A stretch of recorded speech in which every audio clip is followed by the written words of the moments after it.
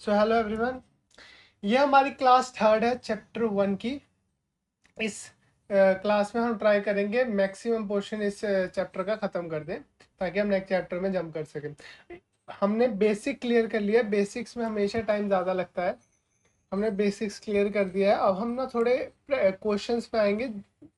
आज हम जो पढ़ेंगे ना वो आपके पेपर में बहुत पार्ट उसका होगा और वो एक मेजर पार्ट मेजर मार्क्स पे आ सकता है जो भी आज हम पढ़ेंगे चैप्टर 1 में से। ठीक है, तो हम स्टार्ट करते हैं इसको। आज का टॉपिक है कंसेप्ट ऑफ बिजनेस। हमेशा की तरह पेन छोड़ दीजिए, मैं बता दूंगा कब स्टार्ट करना है कब नहीं। कंसेप्ट ऑफ बिजनेस जल्दी जल्दी करेंगे आज, 2 क्लासेस ऑलरेडी लग चुकी हैं। कंसेप्ट ऑफ बिजनेस, अभी तक हम कंसेप्ट ऑफ बिजनेस ही पढ़ रहे थे, है ना। कुछ चीज़ें हैं जो इसमें नोट करने लायक है। बिजनेस, आज जो भी हम पढ़ेंगे ना वो आपने पेपर में लिखना है। ठीक है, आज जो भी हम पढ़ेंगे आपने पेपर में लिखना है, बस सीधी बात बोल दी मैंने आपको। ठीक है, बिजनेस किस वर्ड से लिया गया है? बिजी। मतलब क्या है? बिजी होना इज बिजनेस, ऐसा माना गया। बिजी वर्ड से लिया गया है बिजनेस को। ठीक है, दूसरी चीज जो अभी तक हमने पढ़ते आए हैं, बिजनेस होता क्या है? ट्रेड होता है। बिजनेस होता क्या है? इकोनॉमिक एक्टिविटी, कुछ पैसों से रिलेटेड एक्टिविटी है। बिजनेस भी 2 टाइप्स की एक्टिविटीज में आता है, एक इकोनॉमिक एक्टिविटी, एक नॉन इकोनॉमिक एक्टिविटी। ठीक है, ओके।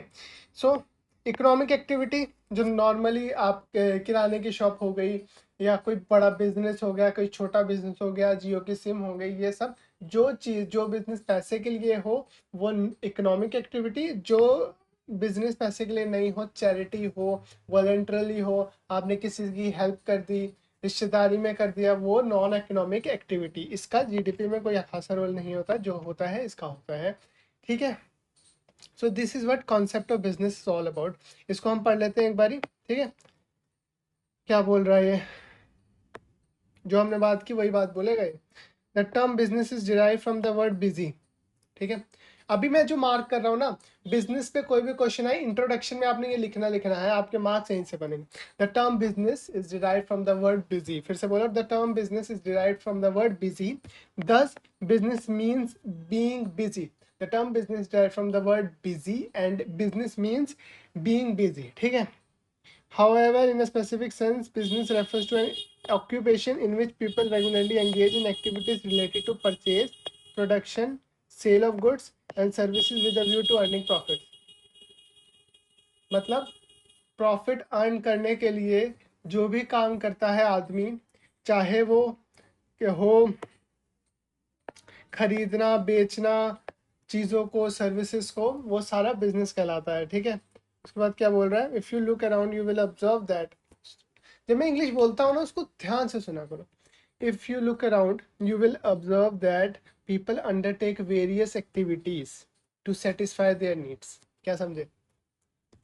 मतलब कि हम जगह आसपास देखें, अपने पिताजी को, माताजी को, किसी को भी देखें, लोग बहुत सारी चीज़ें कर रहे हैं पैसा कमाने के लिए। दीज एक्टिविटी, ये जो एक्टिविटीज़ हैं 2 टाइप्स में है, इकोनॉमिक, नॉन इकोनॉमिक, जो मैंने पढ़ाया। इकोनॉमिक एक्टिविटीज़ वो होती हैं which we can earn, those by which we can earn livelihood, whereas non economic activities are performed out of love sympathy, right? जो मैंने बताया वही चीज़ है। इसको 2 में डिवाइडेड है ये। ठीक है, उसके बाद एग्जाम्पल दिए हुए हैं यहाँ पे, डॉक्टर की, किसी की भी कोई वॉलेंट्रीली करे तो वो नॉन इकोनॉमिक एक्टिविटी है, नहीं तो वो इकोनॉमिक एक्टिविटी है, राइट। सो ये इसमें यही है। अब इसके बाद economic activities may be further divided into 3 categories, namely business, profession and employment. ठीक है, अगर जब तुम नोट्स बनाओगे ना, जो मैंने मार्क किया वो तो तुमने लिखना है, लेकिन नोट्स कैसे बनाओगे तुम? सॉरी, मैं तो थोड़ा रफ बना रहा हूँ, आपने अच्छे से बनाना है। कैसे बनाओगे? कुछ भी आ गया कॉन्सेप्ट ऑफ बिजनेस में, तो बिजनेस का वो लिया गया है बिजी से। सबसे पहले आप वो वही लाइन लिखोगे, बिजी वाली। उसके बाद बिजनेस को जैसे डिफाइन किया गया है वैसे करोगे। दूसरा, फिर ये जो एक्टिविटीज़ होती हैं वो इकोनॉमिक होती है, नॉन इकोनॉमिक एक्टिविटीज़ होती हैं। और जो इकोनॉमिक एक्टिविटीज़ होती हैं वो भी 3 टाइप में होती हैं। क्या? Business, profession, employment. ठीक है, ये जो है ना 3 टाइप की एक्टिविटी, ये बहुत मेजर पार्ट है, इसमें क्वेश्चन बन सकता है। रियली बोल रहा हूँ, क्वेश्चन बन सकता है। जो अभी हम पढ़ने जा रहे हैं उस पर क्वेश्चन बनेगा। ठीक है, ठीक है। कैसे बनेगा? ऐसे बनेगा, मैं बताता हूँ। पहले आगे चलते हैं एक बार। ये business, profession, employment, I am telling you, इस पे क्वेश्चन बनेगा। इसको रटना है रटो, जो करना है करो, पर इस पे क्वेश्चन बनेगा। ठीक है, क्या होगा? Business, profession, employment. बिजनेस क्या होता है? मतलब कोई भी धंधा खुद सेटअप करना, खुद एम्प्लॉयमेंट देना, खुद सब कुछ, सीईओ बनना उसका, चीफ एग्जीक्यूटिव ऑफिसर। प्रोफेशन क्या होता है? मान लो तुमने चार्टर्ड अकाउंटेंसी कर लिया, 12th के बाद तुमने सीए किया। अब तुम्हारे पास दो ऑप्शन है, या तो तुम किसी कंपनी में जाके, जो कि बिजनेस होगा स्टार्टिंग में, उसमें जाके तुम एम्प्लॉयर का एम्प्लॉय बन जाओ, जो वो कहे वो करो, या फिर तुम अपना एक ऑफिस खोल लो और इंडिविजुअली काम कर लो और उस पर साइनिंग करके अपना पैसा कमाओ। ठीक है, जो साइनिंग करके पैसा कमाओगे वो होगा प्रोफेशन। जो डॉक्टरों का आपने एग्जांपल देखा होगा, कई डॉक्टर हॉस्पिटल्स में होते हैं, वो एम्प्लॉयमेंट में होते हैं। कई डॉक्टर प्रैक्टिस कर रहे होते हैं अपने, उनके एक अपनी ऑफिस होते हैं, वो होते हैं प्रोफेशन में। तो प्रोफेशन, एम्प्लॉयमेंट समझ आ गया, और बिजनेस मतलब वो हॉस्पिटल। ठीक है, तीनों चीज समझ आ गई। अब आपने रटना है, रटना है, रटना है। ठीक है, पहला है मोड ऑफ इस्टेब्लिशमेंट। कैसे होता है? ऑन्टरप्रेन्योर्स डिसीजन, मतलब सबसे पहले ऑन्टरप्रेन्योर कौन होता है? जो बिजनेस को स्टार्ट करता है उसको हम बोलते हैं ऑन्टरप्रेन्योर। तो ऑन्टरप्रेन्योर एक डिसीजन लेता है, and other legal formalities necessary होती है, वैसे ऐसे इस्टेब्लिश किया जाता है। लीगल फॉर्मेलिटीज का मतलब, मान ले कंपनी खोलनी है तो कंपनी को इनकॉर्पोरेट कराएगा, जाके एमसीए की वेबसाइट होती है उस पर जाके इनकॉर्पोरेट कराएगा। इनकॉर्पोरेट का मतलब खोलेगा, सिंपल। मेंबरशिप, प्रोफेशन में एक मेंबरशिप नंबर होना चाहिए। जैसे आप सीए सीएस पे अगर आप करोगे तो उसमें आपको, जब एक बार सीए बन जाओगे, अगर आपको प्रोफेशनल बनना है तो आपको एक मेंबरशिप नंबर मिलेगा। डॉक्टर्स को भी मेंबरशिप नंबर मिलता है। एम्प्लॉयमेंट में अपॉइंटमेंट लेटर, जब ये बिजनेस या होटल वगैरह या कोई कंपनी तुम्हें रखती है तो एक अपॉइंटमेंट लेटर देती है। वैसे एक बिजनेस में, एम्प्लॉयमेंट में अपॉइंटमेंट लेटर के थ्रू आप स्टार्ट करते हो अपना काम। प्रोफेशनल मेंबरशिप नंबर के थ्रू स्टार्ट करते हो। बिजनेस में आप एंटरप्रेन्योर डिसीजन, आप एक लीगल फॉर्मेलिटीज के साथ स्टार्ट करते हो चीज़ें। दूसरा है nature of work. Nature of work में आ जाता है, बिजनेस क्या है? या तो आप सामान बेचोगे या तो सर्विसेज बेचोगे। प्रोफेशन में हमेशा सर्विस होती है, एक्सपर्ट सर्विसेज होती हैं, सीए, डॉक्टर, जो भी है। एंड एम्प्लॉयमेंट में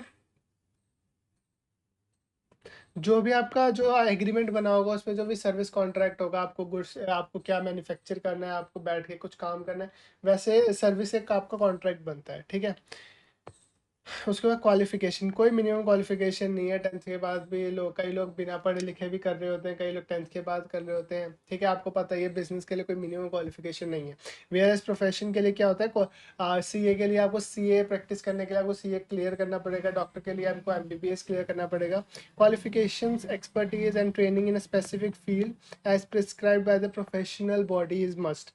फिर एम्प्लॉयमेंट के लिए qualification and training as prescribe by the employ. Employment के लिए आप जब कोई अपॉइंटमेंट लेटर आपको आता है, जब आप जाते हो ऑन जॉब, पहले आपको 1 महीने सिखाया जाता है थोड़ा सा कि इस कंपनी में क्या किया जाएगा। वैसे उसकी, उसमें भी कोई क्वालिफिकेशन जो एम्प्लॉय मांगे वो चाहिए, कहीं लिखी नहीं गई है।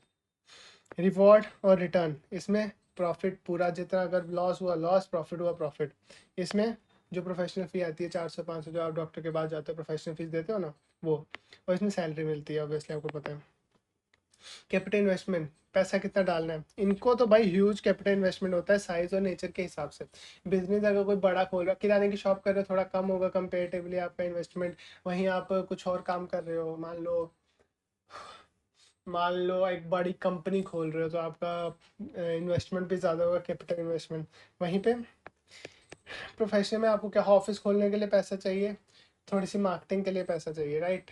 तो इसमें लिमिटेड कैपिटल यूज़ होगा, इसमें कोई कैपिटल नहीं। आपको जाके आपके एम्प्लॉय ने, जिसने बिजनेस स्टार्ट किया, उसने कैपिटल इन्फ्यूज़ कर दिया, आपको तो एक काम करना है, आपको लैपटॉप भी वही प्रोवाइड करेंगे। ठीक है, उसके बाद रिस्क, सबसे ज़्यादा रिस्क आपको ऑब्वियसली पता है, बिजनेस जो खुद कर रहा है, सारा कैपिटल लगा रहा है, जो पैसा लगा रहा है, उसका रिस्क सबसे ज़्यादा अनसर्टेन, इरेगुलर है।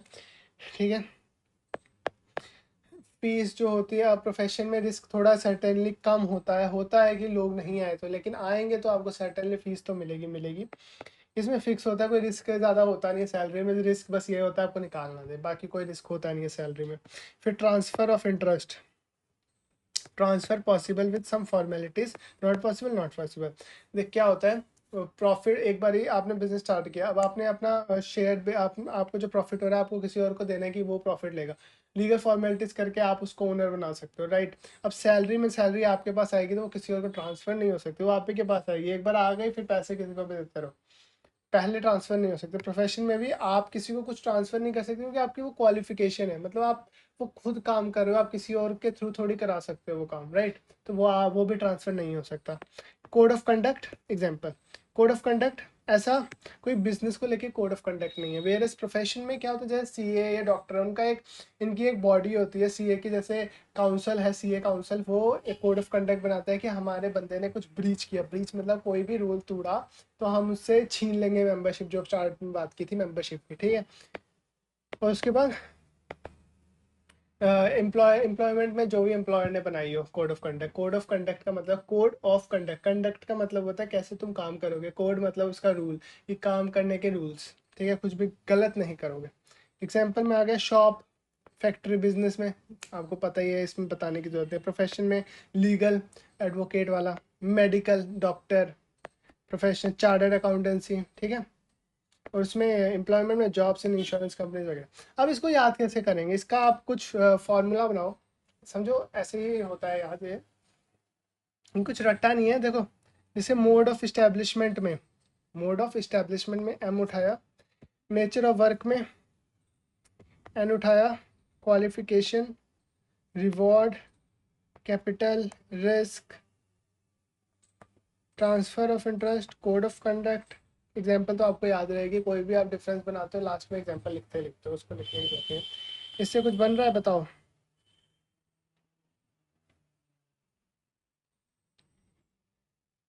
इससे क्या बनेगा, टीसी,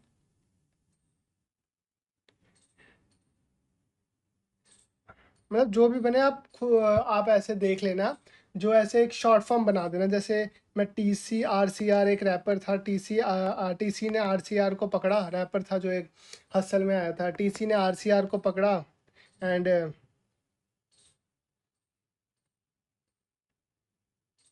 टीसी ने आरसीआर को पकड़ा मोटर व्हीकल चलाते हुए एंड क्वेश्चन किया।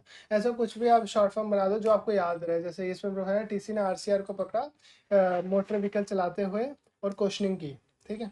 फिर उसमें आ जाएगा, टी से आ जाएगा आपका ट्रांसफ़र, सी से कोड ऑफ कंडक्ट, आर से रिटर्न और रिवॉर्ड और रिटर्न, सी से आपके आ जाएगा फिर कैपिटल इन्वेस्टमेंट, आर से आपका आ जाएगा रिस्क, एम से आ जाएगा आपका मोड ऑफ इस्टेब्लिशमेंट, डब्ल्यू से आ जाएगा nature of work work and Q से आ जाएगी क्वालिफिकेशन, ठीक है। ऐसे ही आप कुछ शॉर्ट फॉर्म बना दें।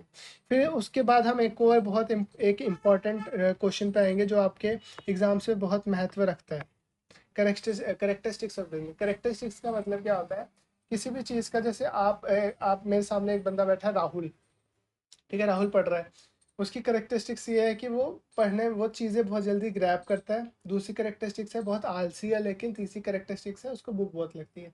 आपकी फितरत बोल सकते हैं कि हिंदी वर्ड हो गया फितरत, कैसे हो आप, वैसे ही बिजनेस की फितरत क्या है। बिजनेस की फितरत अगर हम खुद से सोचें, बिजनेस की फितरत पैसे से रिलेटेड तो होगी, प्रॉफिट से रिलेटेड तो होगी, सर्विस या गुड्स बेचने से रिलेटेड तो होगी, ठीक है। उसमें हम आते हैं अब, सबसे पहले ये आपको याद करना है, क्वेश्चन बहुत जरूरी है पेपर के लिए। Production of procurement of goods and services, सबसे पहले पहली फितरत है कि एक सेकंड, पहली फितरत है इकोनॉमिक एक्टिविटी, मतलब बिजनेस एक इकोनॉमिक एक्टिविटी है। जो मैं इसमें मार्किंग करूंगा ना, वो चीज़ें याद रखनी है आपने, बस इकोनॉमिक एक्टिविटी और उसमें 3-4 लाइनें ऐसे लिख देना। जैसे इकोनॉमिक एक्टिविटी आपको पता है पैसों से रिलेटेड एक्टिविटीज इकोनॉमिक एक्टिविटी, तो बिजनेस पैसों से रिलेटेड है कि नहीं, तो इकोनॉमिक एक्टिविटी हुआ ना। तो business consider to be an economic activity because it is undertaking with the objective of earning money. इसका ऑब्जेक्टिव क्या होता है, मनी अर्न करना। ये लाइन लिखनी है आपने, जब ये पहला पॉइंट लिखोगे इकोनॉमिक एक्टिविटी क्यों है, क्योंकि ऑब्जेक्टिव है पैसा अर्न करना, लाइवलीहुड अर्न करना। और ये कुछ लव अफेक्शन सिंपथी या वॉलंटरली हेल्प करने के लिए नहीं होता, ये पैसा कमाने के लिए होता है, इकोनॉमिक एक्टिविटी, ठीक है। इसमें फिर आप एग्जांपल हर एक में एक एग्जांपल डाल देंगे, जैसे शॉपकीपर हो गया, कुछ भी हो गया, लार्ज स्केल पे कुछ काम कर रहा है, ठीक है। मेरी बात समझिए, इसमें आप बोलते हैं ना फिलोसफरी मारनी है आपको, बस मेन हेडिंग तो आपको पूरा याद रहनी चाहिए, इकोनॉमिक एक्टिविटी, उसके अंदर डालोगे आप। इकोनॉमिक एक्टिविटी क्यों है? क्योंकि पैसे से रिलेटेड है, पैसे से रिलेटेड क्योंकि इसका ऑब्जेक्टिव होता है प्रॉफिट अर्न करना, लाइवलीहुड अर्न करना, ना कि किसी की हेल्प करना, ठीक है। दूसरा आ गया प्रोडक्शन प्रोक्योरमेंट ऑफ गुड्स और सर्विसेज। क्या बोल रहा है इसमें? कहना चाह रहा है कि जो ये होता है बिजनेस एक्टिविटी, जो बिजनेस एक्टिविटी होती है, मैंने क्या बोला, या तो वो सामान बेचेगी, मैंने पहली क्लास में बताया था, या तो वो सामान बेचेंगे हम बिजनेस से, या तो आप कोई सर्विस देंगे। सर्विस हो गया चार्टर्ड अकाउंटेंसी या डॉक्टर वाली, सामान हो गया आपकी किराने की शॉप। तो दोनों में से एक काम होता है, ये भी इसकी करेक्टरिस्टिक्स होगी, ठीक है। क्या लिखा है? Before goods are offer to people for consumption they must be either produced और procured by business enterprises. Thus every business enterprise either manufacture its, या तो बिजनेस एंटरप्राइज मैन्युफैक्चर करता है चीज़ों को, मैन्युफैक्चर मतलब चीज़ें बनाना, या फिर किसी और से खरीदता है, ट्रेडिंग करता है, मतलब सामान लेके रिटेल जो आपको किराने वाले करता है, किसी को बेचता है, वो खुद तो बना नहीं रहा लेकिन सामान तो आपको दे रहा है, तो वो किसी और से लेकर दे रहा है, ठीक है। गुड्स में consist of consumable items of daily use such as sugar ghee. Consumable मतलब जो आप यूज करते हो, जो आपको यूज करने के बाद खत्म हो जाती है, कंज्यूम हो जाती है, तो जैसे घी हो गया, पेन हो गया, रबड़ हो गया, ये गुड्स हो गए। सर्विसेज में हो गया, किसी की डॉक्टर की सर्विस ले लिया आपने, क्या टीचिंग सर्विस लीजिए, मैं आपको पढ़ा रहा हूँ, इट्स अ सर्विस, राइट। ये आ गया production of goods and services. उसके बाद तीसरा पॉइंट आ गया सेल और एक्सचेंज ऑफ गुड्स और सर्विसेज। तीसरा बिजनेस का ये करेक्टरिस्टिक्स है, एक बारी प्रोडक्शन होती है ना, या तो सर्विस की या गुड्स की, लास्ट पॉइंट में जो हमने पढ़ा प्रोडक्शन क्या होती है। मैं जो सर्विस अभी वीडियो रिकॉर्ड कर रहा हूँ, ये मैं प्रोड्यूस कर रहा हूँ अपनी सर्विस, कोई मैन्युफैक्चर करता है, कोई लेकर आता है सामान किराने की शॉप पे, दैट्स प्रोडक्शन। तीसरे पे आता है सेल। अब मैं ये यूट्यूब, मैं तो सेल नहीं कर रहा, मैं अपनी एग्जांपल नहीं लूँगा, मैं लूँगा किसी डॉक्टर के एग्जांपल। वो अपनी फीस लेता है, वो सेल कर रहा है, अब अपनी सर्विस सेल कर रहा है। और उसके बाद कोई किराने की शॉप पे जब लाया, घी का डब्बा लाया, उसने बेचा, वो सेल कर रहा है। सेल सेल करने के बाद ही वो कस्टमर तक पहुंचती है, और बिजनेस एक्टिविटी का एक स्ट्रक्चर कंप्लीट होने के और बढ़ता है, ठीक है। डायरेक्टली और इनडायरेक्टली बिजनेस इन्वॉल्व ट्रांसफर और एक्सचेंज ऑफ गुड्स, डायरेक्टली या फिर इनडायरेक्टली। बिजनेस में एक्सचेंज ऑफ गुड्स तो होता ही होता है, एंड सर्विसेज फॉर वैल्यू। मैं सर्विस दूंगा, आप पैसा दोगे, एक्सचेंज हुआ। मैं आपको घी का डब्बा दूंगा, पैसा दोगे, एक्सचेंज हुआ। If goods are produce not for the purpose of sale but for personal consumption, it can not be called as business activity. अब मैंने किसी की हेल्प कर दी, मेरे पास कोई डब्बा था घी, मैंने कहा ले ले। अब एक्सचेंज कुछ नहीं हुआ, एक ही साइड से हुआ काम, तो वही बिजनेस एक्टिविटी नहीं मानी जाएगी, ऑब्वियसली इकोनॉमिक एक्टिविटी नहीं थी। Cooking food at home, mummy घर पे खाना बनाती है, सर्विस दे रही है आपको पर पैसा ले रही है, it's not an economic activity, it's not a business, right. तो ये थर्ड पॉइंट था। उसके बाद फोर्थ पॉइंट है डीलिंग इन गुड्स और सर्विस ऑन रेगुलर बेसिस। अब ये जो किया, एक बार आपने एक बार ही घी का डब्बा लाया, पैसे के लिए दे दिया, ये बिजनेस हो गया? इट्स नॉट अ बिजनेस, ये तो OLX हो गया। बिजनेस हुआ आप वो लगातार करो, आप वो बिजनेस, तभी तो लगातार इनकम जनरेट होगी, किसी को एम्प्लॉयमेंट। बिजनेस आपका ना इनकम जनरेट कराता है, एम्प्लॉयमेंट जनरेट कराता है, एम्प्लॉयज जो होते हैं उनकी फैमिली चलवाता है। एक बार जो काम हो उससे कुछ चला थोड़ी, तो एक कंटिन्यूस एक्टिविटी है, रेगुलर बेसिस पे होती है। Business involve dealing in goods और services on regular basis. One single transaction of sale, सुनना, one single transaction of sale purchase therefore does not constitute business. ये बिजनेस नहीं है। One single transaction of sale does not constitute business, right. Profit earning, main objective of the business is profit earning, पैसा कमाना ही तो है main. No business can survive for long without profit, ये याद रखो, ये दो लाइन है ना, इसमें पक्का डालनी है। No business can survive without profit. Profit is like blood of the human body. बिना ब्लड के इंसान नहीं जी सकता, बिना प्रॉफिट के बिजनेस नहीं जी सकता, ठीक है, याद रखना। अनसर्टेनिटी ऑफ रिटर्न, अब थोड़ा नेगेटिव पॉइंट बोले कि कभी कभी जैसे कोरोना आ गया था, अनसर्टेन हो गया ना, कि उस समय बिजनेस बिल्कुल ठप पड़ गए, कोई पैसा नहीं बना रहे, क्या हो गया, अनसर्टेन हो गया। अनसर्टेन का मतलब, सर्टेन का मतलब होता है कि पक्का पैसा आएगा, अनसर्टेन कुछ पता नहीं है, डाइसी है सब कुछ। Uncertain, uncertainty of profit, uncertainty of return. कभी कभी ऐसा भी हो सकता है आपका पूरे महीने कुछ ना कमाओ, अनसर्टेनिटी है, लेकिन वहीं जब आप जॉब करो तो आपको सैलरी की सर्टेनिटी भाई मिलेगी। Uncertainty of return refers to the lack of knowledge relating to the amount of money that the business going to earn in a given period. कितना रुपया कमाने वाली है फॉरकास्ट कर सकते हैं, लेकिन कितना रुपया कमाने वाली है उस पर हमेशा अनसर्टेनिटी रहेगी। फिर एलिमेंट ऑफ रिस्क, हमेशा एक रिस्क का एलिमेंट रहता है। फॉर एग्जाम्पल, आपने कोई आपके बगल वाले किराने की शॉप है, ठीक है, अभी उसके बगल में एक और किराने की शॉप खुल गई और वो बहुत अच्छे ऑफर कर रहे हैं, क्योंकि वो बैकग्राउंड बहुत रिच है उनका, वो अच्छे डिस्काउंट ऑफर कर रहे हैं सिर्फ इसलिए ताकि मार्केट में पहले बंदे हटा सके, मार्केट में दूसरी दुकानें बंद करवा सके। एक बार बंद हो जाए फिर वो अपना प्रॉफिट अर्न करना स्टार्ट करेंगे। कितना बड़ा रिस्क है बगल वाले किराने की शॉप की आपको, है ना, कितना बड़ा रिस्क है। एक एलिमेंट ऑफ रिस्क बिजनेस में तो हमेशा ही रहेगा। तो risk is the uncertainty associated with an exposure to loss. ये लाइन याद रखना, रिस्क, क्योंकि कभी भी तुम किसी भी पॉइंट में मान रहे हो, ये जैसे एलिमेंट ऑफ रिस्क है, आप तुम्हें रिस्क का एक पॉइंट याद रखो। Risk is an uncertain thing, इसकी risk is an uncertain situation which is associated with an possibility of loss, मतलब जिससे लॉस हो सकता है, जिससे प्रॉफिट भी हो सकता है, जिससे लॉस भी हो सकता है। रिस्क तो हम तभी मानते हैं जब लॉस को हम ध्यान में रखते हैं तो हम बोलते हैं रिस्क है। जिसमें हमें पता है प्रॉफिट है, प्रॉफिट हम उसको रिस्क नहीं बोलते ना। तो पॉसिबिलिटी ऑफ लॉस है जहां पर, वो रिस्क है, ठीक है। सो ये याद रखो, इसको भी आपने वैसे ही बनाना है। और ये बहुत इंपॉर्टेंट क्वेश्चन है पेपर के पॉइंट ऑफ व्यू से। Economic activity, production of goods और प्रोडक्शन, सेल, सेल और एक्सचेंज ऑफ गुड्स और सर्विसेज, डीलिंग इन गुड्स और services on regular basis. D से नहीं करेंगे हम, आर से करेंगे इसको, तब याद रहेगा, है ना। Regular basis, profit earning main जो होता है इसका। अनसर्टेनिटी ऑफ रिटर्न, जो रिटर्न है वो अनसर्टेन है। एलिमेंट ऑफ रिस्क, यहाँ पे हमेशा एक एलिमेंट ऑफ रिस्क होता है।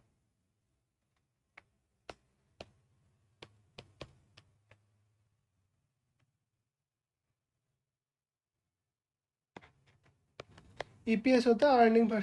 अब इसका कुछ लगा ले, एक मूवी आई थी ट्रिपल आर, याद है, ये तमिल की मूवी थी, हिंदी में डब हुई थी, अच्छी खासी थी काफ़ी, ये नाटू नाटू सॉन्ग था। तो triple R EPS P, triple R ने का जो अर्निंग पर शेयर था वो प्रॉफिटेबल था। ऐसा कुछ भी आपको अपने हिसाब से बनाना है, क्योंकि आपको शायद ईपीएस का मतलब नहीं होगा। जो स्टॉक मार्केट में ट्रेड करता है उसको पता होगा ईपीएस का मतलब अर्निंग पर शेयर, कि एक शेयर पे कितना कमाना है। तो वो ऐसे शॉर्ट फॉर्म लग सकता है। ट्रिपल आर ने ईपीएस, जो ट्रिपल आर का ईपीएस जो था वो प्रॉफिटेबल था। अब आप अपने हिसाब से इसका एक शॉर्ट फॉर्म बना लेना, अगर आपको ये याद ना रहे, ठीक है।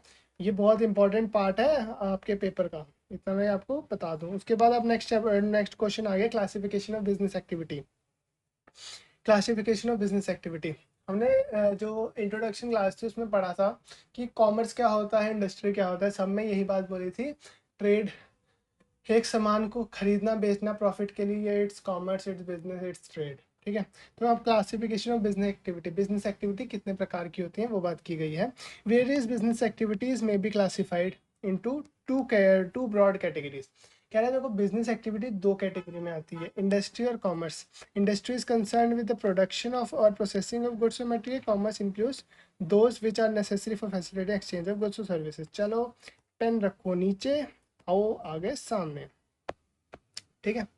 क्या क्या रहा है, बहुत इजी लैंग्वेज में बोला गया है भाई ने। क्या बोल रहा है, बोलता है, बोलता है बिजनेस जो होता है ना, उसकी क्लासिफिकेशन याद रखना। क्वेश्चन में क्लासिफिकेशन है सिर्फ तभी ये आंसर लिखना है। क्लासिफिकेशन दो टाइप्स की होती है, एक इंडस्ट्री, एक होता है कॉमर्स। आपके हर जगह, जैसे मैं जम्मू में एक जगह है गंग्याल करके, गंग्याल में इंडस्ट्रियल एरिया जहाँ पे मैन्युफैक्चरिंग होती है, जहाँ फैक्ट्रियाँ लगी हैं, उसको बोलते हैं मैं इंडस्ट्री, राइट। यहाँ पे प्रोडक्शन हो रहा है, वहाँ लार्ज स्केल में वर्कर्स काम कर रहे हैं, एम्प्लॉयमेंट जनरेट हो रही है। कॉमर्स क्या होता है, कॉमर्स उसके बाद का सामान है। एक बार इंडस्ट्री में कोई चीज़ बन गई तब उस वो जाएगी, ट्रांसपोर्ट होगी रिटेल होलसेलर के पास, होलसेलर से जाएगी रिटेलर के पास, रिटेलर से जाएगी कस्टमर के पास, ठीक है। तो वो चीज़ के वो सारी चीज़ें होगी कॉमर्स। उससे पहले जो प्रोडक्शन की चीज़ें होगी वो होगी इंडस्ट्री, ठीक है। ये होगी क्लासिफिकेशन, राइट। किसी के लिए बंद हो गया।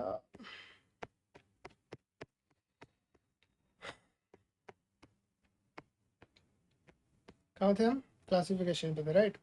तो क्लासिफिकेशन ऑफ बिजनेस एक्टिविटीज कैसे बोलते हैं? इंडस्ट्री और कॉमर्स दो चीज़ों में डिवाइडेड है। Industry is concern with the production और processing of goods and material, जो मैंने समझाया, प्रोडक्शन ऑफ गुड्स से कंसर्न है industry. Commerce includes all those activities which are necessary for facilitating the exchange of goods और services. अब उसके बाद गुड्स के और सर्विसेज के एक्सचेंज करना, प्रॉफिट अर्न करना, वो सारी चीज़ें कॉमर्स से रिलेटेड है। कॉमर्स क्या हुआ? जो भी एक्स्ट्रा पार्ट हो गया। आपको लर्न करने के लिए लाइन तो आपको याद रखनी पड़ेगी। Industry is related to production processing of goods and materials. Commerce includes all those activity which are necessary for, जो हर वो चीज़ जो नेसेसरी है for facilitating exchange of goods और सर्विसेज। गुड्स, कोई भी मान लो ये घी का डब्बा है, उसको प्रोडक्शन मैन्युफैक्चरिंग जगह से लेके उसको कस्टमर तक पहुंचाने वाला एक्सचेंज, पैसा अर्न करना, एक्सचेंज पूरा करता है जो, वो होता है कॉमर्स, राइट। फिर one of the basis of these two categories we may classify business firms into individual and commercial enterprises. हम आ जाते हैं इंडस्ट्री पे। इंडस्ट्री अलग अलग टाइप की होती है। एक होती है प्राइमरी इंडस्ट्री, एक होती है सेकेंडरी इंडस्ट्री। एक मिनट थोड़ा, इंडस्ट्री पे आते हैं। इंडस्ट्री, मेरी जो इंग्लिश बोलूँगा, मैं उम्मीद कर रहा हूँ कि आपको इंग्लिश आती है थोड़ी बहुत। मैं जो इंग्लिश बोलूँगा उसको ध्यान से सुनना, आपको वहीं पर क्लियर होती जाएंगी चीज़ें, ठीक है? कान एकदम खोल लो। Industry refers to an economic activity. Economic क्या बोला था? पैसे से रिलेटेड कोई भी एक्टिविटी, है ना? तो industry refers to an economic activity which are connected with the conversion of resources into useful goods, जो रिलेटेड है रिसोर्सेज को कन्वर्ट करने में यूजफुल गुड्स में। मतलब क्या हुआ? इंडस्ट्री जो मैंने आपको बताया मैन्युफैक्चरिंग करती हैं, चीज़ें बनाती हैं। मान लो एक कच्ची घानी का तेल बनाना है, उसके लिए कच्ची घानी लाई गई, उसका प्रोडक्ट, उसको सप्रेस किया गया, जो भी उस पर ट्रीटमेंट हो वो किया गया और तेल बनाया गया। Kachchi ghani is resource, tel is the good. So वही बात बोली, which are connected with conversion. Conversion किया, ये कन्वर्जन हुआ of resources into useful goods. Resources कच्ची घानी को कन्वर्ट किया गुड्स में। तो समझ गए बात? फिर जनरली द टर्म, फिर से सुनना, ध्यान से सुनना। Generally the term industry is used for activities in which mechanical appliances are technical skills are involved। अभी जो मैंने एग्जांपल दिया आपको कि ये एक प्रोडक्शन एक्टिविटी में कच्ची घानी के तेल को, कच्ची घानी को ऑयल ऑयल में बनाया गया, ऑयल बनाया गया, उसको बेचा गया। तो कुछ मशीनरी इन्वॉल्व हुई होंगी, कुछ लोग इन्वॉल्व हुए होंगे इस प्रोसेस में। तो वही लाइन लिखी गई है कि इंडस्ट्री में कुछ मशीनरी और कुछ लोग इन्वॉल्व होते हैं हमेशा। Generally the term industry is use for activities in which mechanical appliances and technical skills are involved. These includes activities relating to producing or processing of goods as well as breeding and raising of animals. बहुत सारे examples आ जाते हैं animals से, dairy farming भी इसमें एक part आ जाता है, ठीक है? फॉर एग्जांपल दिया हुआ है यहाँ पे, cotton textile industry refers to all manufacturing units producing textile goods from cotton. मतलब कॉटन लाते हैं, उससे फिर कपड़े बनाते हैं कॉटन के, वो भी इंडस्ट्री होती है ना, इंडस्ट्री में बनती है। उसके बाद जब वो बिकती है वो कॉमर्स हो जाता है, समझ गए? उसके बाद आ जाओ, सबसे पहले प्राइमरी इंडस्ट्री। प्राइमरी इंडस्ट्री मतलब दो टाइप में डिवाइडेड है industry, primary and secondary. Primary and secondary, these include all those activities which are concerned with the extraction and production of natural resources and reproduction and development of living organism, plants, etc. These are divided as extractive industry, ठीक है, genetic industry।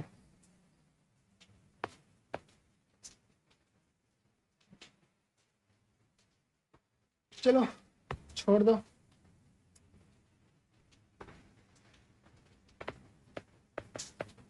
क्या बोला? Primary industry जो होती है, primary होती है, secondary होती है।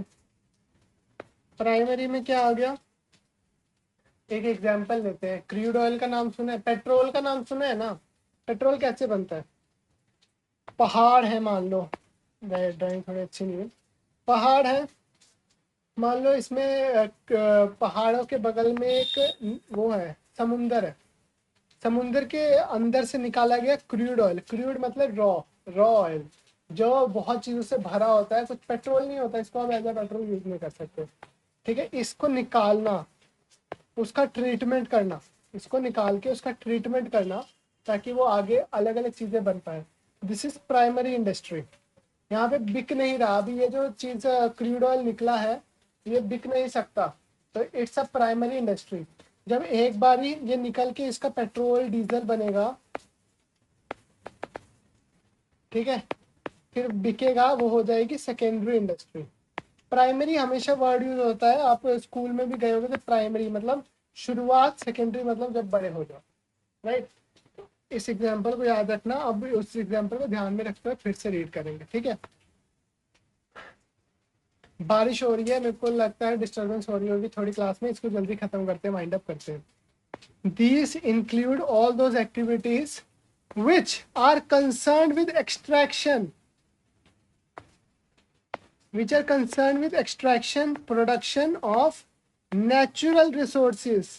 अभी जो मैंने पढ़ा एक्सट्रैक्शन, क्रूड ऑयल को एक्सट्रैक्ट किया गया, कोई प्लांट कोई होगा, उसको प्रोड्यूस किया गया, उसको कुछ उसमें प्रोडक्शन की गई, प्राइमरी हो गया ना। इसको क्रूड ऑयल को बेच नहीं सकते, उसको ही लिखा गया these includes all this activity which are concerned with extraction and production of natural resources. अब वो नेचुरल रिसोर्स है ना, क्रूड ऑयल जो बना, अपने आप जानवर बहुत साल पहले मरे होंगे, फिर वो एक्सट्रैक्ट, पोथी बनती गई, उससे क्रूड ऑयल बना, है ना, वो नेचुरल रिसोर्स हुआ ना हमारा। तो नेचुरल रिसोर्स पे कुछ भी काम करना है, प्राइमरी इंडस्ट्री। प्राइमरी इंडस्ट्री में दो तरह की आती है, एक एक्सट्रैक्टिव आती है, एक जेनेटिक आती है। एक्सट्रैक्टिव जो मैंने भी एग्जांपल दिया आपको, पेट्रोल वाली, क्रूड ऑयल वाली, दैट इज एक्सट्रैक्टिव इंडस्ट्री। क्या लिखा है? दीज इंडस्ट्री एक्सट्रैक्ट और draw products from natural resources. Crude oil जो नीचे है, समुद्र के नीचे से निकाला गया, नेचुरल रिसोर्सेज के थ्रू निकाला गया। कोल की एग्जांपल ले लो आप, कोल माइंस में से कोल, ये कोल माइंस हैं, उसमें से कोल एक्सट्रैक्ट किया गया, उसके बाद उससे अलग अलग चीज़ें बनी, ट्रेन में हेल्प हुई, हर चीज़ में हेल्प हुई। कोयले, तो कोयला निकालना is extraction activity. That coal mine is natural resource, right. Extractive, अभी तक मेरे को जहाँ तक पता है, आपको नेचुरल रिसोर्स का मतलब अच्छे से पता होगा, ईवीएस आपने पढ़ी है 10th में। Extractive industry supply some basic raw materials that are mostly product of geographical natural environment. Basic raw material जो कि जियोग्राफिकल नेचुरल एनवायरनमेंट से बनते हैं। इसको आप अच्छे से यहाँ पढ़ लेना। इसमें चीज़ समझ आ गई, मैं इतना मान रहा हूँ आपको। उसका genetic industry, these industries are engage in breeding plants and animal for the use and for the production. आप डेयरी में जाते हो, डेयरी में एक गाय है, ठीक है, गाय माता है हमारी, वो है उस डेयरी में, उनका दूध निकाला जाता है, that is also primary thing. ऐसे वो भी नेचुरल है ना, गाय माता भी तो नेचुरल है। याद रखना, जो भी नेचुरल रिसोर्स से लिया गया हो दैट इज प्राइमरी एक्टिविटी। उसके बाद वाली चीज मैन मेड जो होंगी दैट इज सेकेंडरी एक्टिविटी। तो जो गाय माता से लिया गया, दूध निकाला गया, ये ब्रीडिंग हो गई, या फिर एग वाला काम हो गया, या फिर फिशिंग हो गई, ये सारी क्या है? सारी primary activity and genetic activity, gene से रिलेटेड है। गाय ही सिर्फ दूध देगी ना, तो गाय भैंस वगैरह ये सब चीज दूध देंगे, बाकी तो नहीं देंगे। That is genetic industry. दो आपको दोनों समझ आ गई मेरे हिसाब से, एक्सट्रैक्टिव एंड जेनेटिक। याद रखना, एक्सट्रैक्टिव एंड जेनेटिक। एक्सट्रैक्टिव जो नॉर्मल नेचुरल रिसोर्सेज लाइक कोल हो गया, क्रूड ऑयल हो गया, वो एक्सट्रैक्टिव। एंड जेनेटिक मतलब दूध, अंडा, या फिर फिशरी करना, ये सारी जेनेटिक, ठीक है।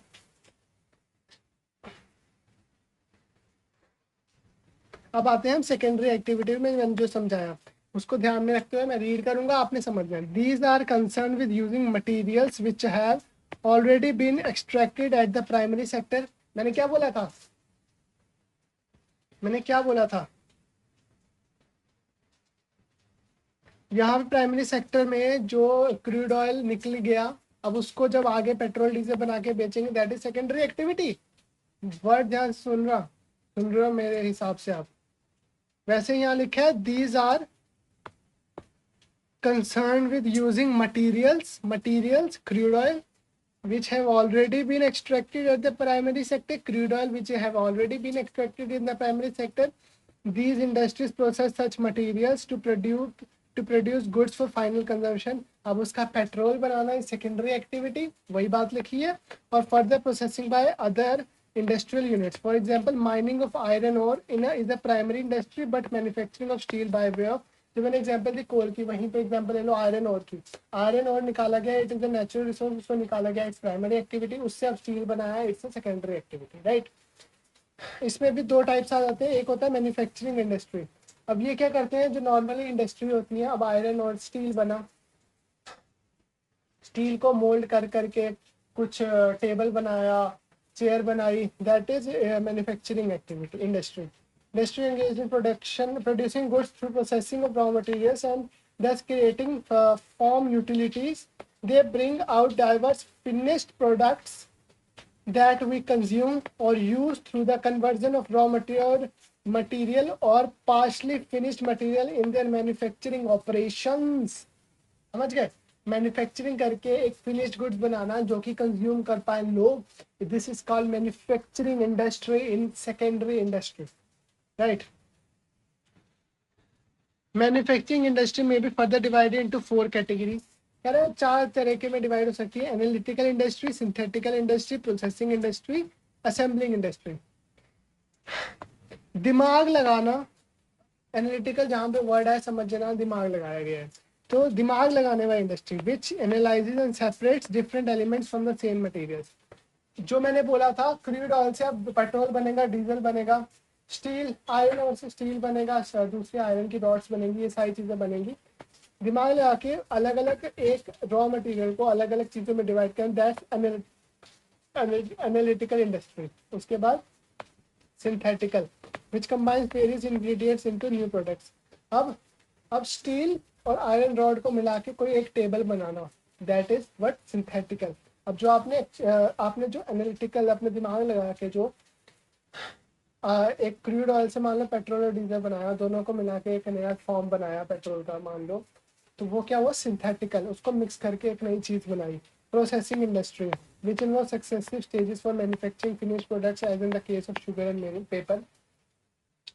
अब उसके बाद प्रोसेसिंग इंडस्ट्री, एक बारी जब सिंथेटिकली आपने दो चीज़ों को ज्वाइन करके एक नई चीज़ बनाई, उसको फिनिश गुड्स, अब फिनिश गुड्स के रूप में ढालना, फिनिश गुड्स के रूप में ढालना, लाइक आप शुगर केन जब लेकर आते हो, दुकानें इंडस्ट्री लेकर आती है, उसको चीनी बनाना, उसको ब्राउन शुगर बनाना, उसको अलग अलग चीज़ें बनाना, उस पर मिठाई बना देना, मिठाई के लिए अलग भेज देना, वो सारी प्रोसेसिंग इंडस्ट्री पे प्रोसेस हो गई।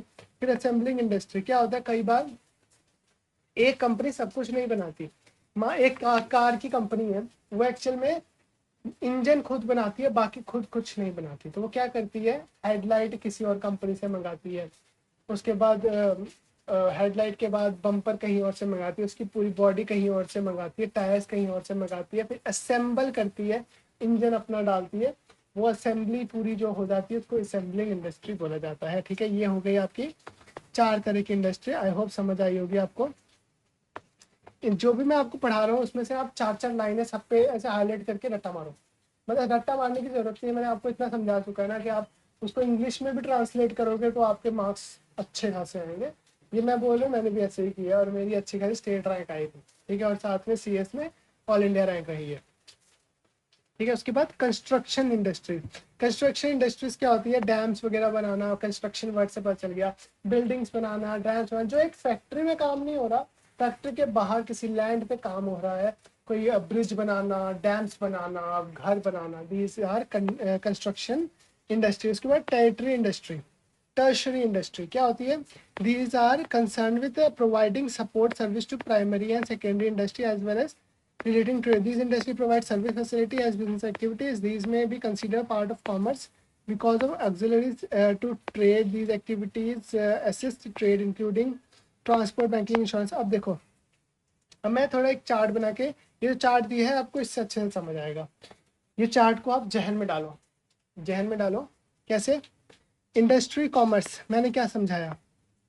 इंडस्ट्री सबसे पहले चीज़ें बनाती है, कॉमर्स उसको बेचती है ना। चलो समझ आ गया इतना। दोनों मिला के बिजनेस फॉर्म करते हैं। इसमें हमने से 3 चीज़ सीखी, प्राइमरी, सेकेंडरी और tertiary, right. Primary, secondary, tertiary. Primary में मैंने क्या बोला? प्राइमरी में बोला गया कि जहाँ भी नोट्स बनाना है इसको पक्का बनाना है, पहले बना लेना चाहे। प्राइमरी में क्या बोला कि कोई भी नेचुरल रिसोर्स यूज करके उसका एक बेसिक रॉ मटेरियल बनाना है, इट्स प्राइमरी इंडस्ट्री। और हमने पढ़ा था उसमें एक्सट्रैक्टिव एंड जेनेटिक। एक्सट्रैक्टिव में हमने क्या पढ़ा था? एक्सट्रैक्टिव में हमने पढ़ा था आयरन ओर हो गया, कोल हो गया, वैसे नेचुरल रिसोर्स को यूज करके। जेनेटिक में हमने पढ़ा लिविंग नेचुरल रिसोर्सेज को यूज करके, लाइक दूध लिया, अंडे अंडे हो गया, फिशरी होगी, ठीक है। उसके बाद सेकेंडरी एक्टिविटी, सेकेंडरी इंडस्ट्री, उसमें मैन्युफैक्चरिंग और कंस्ट्रक्शन पढ़ा हमने। मैन्युफैक्चरिंग और कंस्ट्रक्शन में हमने क्या पढ़ा? मैन्युफैक्चरिंग में हमने पढ़ा analytical, synthetical, processing, assembling. Manufacturing में कोई चीज़ बनाना, दिमाग का यूज़ करके दो चीज़ों को जोड़ कर उस पर प्रोसेसिंग करके अलग बाहर से चीज़ें मंगा के जोड़ के एक नया final product banana, it's manufacturing industry. Construction में डैम्स वगैरह बनाना। टर्शरी इंडस्ट्री जो इसको सपोर्ट करती है। कैसे सपोर्ट करती है? प्राइमरी एक्टिविटी में मान लो पैसे की ज़रूरत है, क्रेडिट पे बैंक आपको लोन देगा। उसके बाद वहाँ से चीज़ आपको पहुँचानी है मैन्युफैक्चरिंग प्लेस में। वो क्या, रोड चाहिए आपको, इंफ्रास्ट्रक्चर चाहिए आपको, ट्रांसपोर्टेशन चाहिए, that all includes tertiary activity.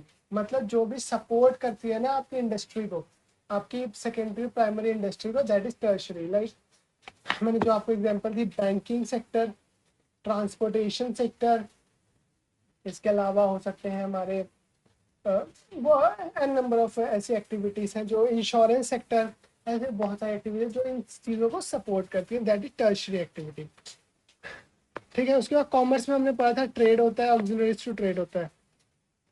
Trade में आता है इंटरनल, एक्सटर्नल। इंटरनल मतलब होलसेल रिटेल, एक्सटर्नल मतलब इम्पोर्ट एक्सपोर्ट एंट्रपोर्ट। हमने जो स्टार्टिंग में पढ़ा था कि डोमेस्टिक भी होती हैं चीज़ें और इंटरनेशनली भी होती हैं। जो डोमेस्टिक होती हैं उसमें आ जाता है आपका पहले चीज़ होलसेल, एक बड़े से वेयर हाउस में रखी जाती है, फिर उसको रिटेल दुकानों पे दिया जाता है। ये देखो, मैं आपको एक चीज़ समझा देता हूँ जो आपके जहन में रहे हमेशा के लिए। सबसे पहले मैन्युफैक्चर होता है इंडस्ट्री में, ठीक है। होलसेलर के पास जाता है जो वेयर हाउसेस में रखते हैं, फिर रिटेलर के पास जाता है जो दुकानें होती हैं, फिर कस्टमर के पास जाता है। कभी कभी इसके बीच में मिडल मैन भी आते हैं। मिडल मैन मतलब मार्केटिंग वाले, कोई भी आ सकते हैं, ठीक है। और ये ऑक्सिलरी मतलब टर्शरी ट्रेड, टर्शरी से related warehousing, transportation, insurance, banking, advertising, ठीक है। आज के लिए बस इतना रखते हैं। अब अगले क्लास में आई गेस ये चैप्टर हम कर देंगे खत्म, पूरी तरह wind up, right. Thank you so much अपनी शुद्ध बुद्ध बनाए रखने के लिए पूरी क्लास में। और ये आई गेस आपको आवाज़ तंग कर रही होगी, बारिश बहुत तेज़ हो रही है, मैं माफ़ी चाहूँगा इस बात के लिए। And thank you so much, पढ़ते रहिए, नेक्स्ट क्लास में मिलते हैं आपसे।